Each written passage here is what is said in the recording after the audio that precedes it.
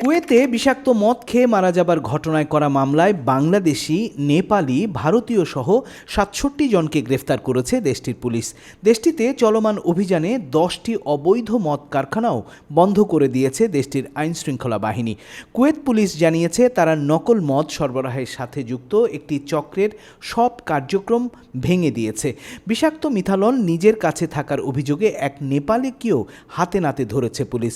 বড়সড় অভিযান চালিয়ে এসব বিষাক্ত মিথানলের কারবার, উৎপাদন ও বিপণনের সাথে জড়িত সন্দেহে কয়েকজন নেপালি ও ভারতীয়দেরও ধরেছে পুলিশ। এসব ঘটনায় রিং লিডার হিসাবে এক বাংলাদেশিকে গ্রেফতারের খবর দিয়েছে আরব নিউজ।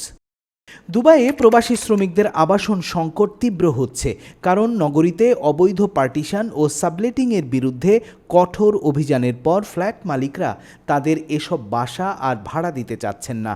তার বদলে সেসব বাসা ও ফ্ল্যাটকে হলিডে হোম বা সার্ভিসড অ্যাপার্টমেন্টে পরিণত করেছেন মালিকরা, যার কারণে বাসা বা ফ্ল্যাট পাওয়া নিয়ে সংকটে পড়তে যাচ্ছেন প্রবাসীরা। সম্প্রতি আল রিগা, আল মুরাকাব্বাত, আল সাতওয়া ও রাফা এলাকায় অবৈধ পার্টিশনের কারণে বাড়িওয়ালাদের হাজার হাজার দিরহাম ক্ষতি হয়েছে।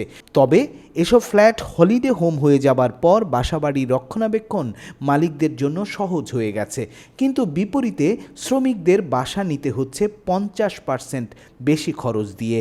দুবাইয়ের একটি এক বেডরুমের ফ্ল্যাট এখন গড় ভাড়া প্রায় 1100 দিরহাম, যা অধিকাংশ শ্রমিকের আয় দিয়ে নেওয়া সম্ভব নয়। আগে যা 600 বা 700 দিরহামই থাকতে পারতেন শ্রমজীবী মানুষেরা।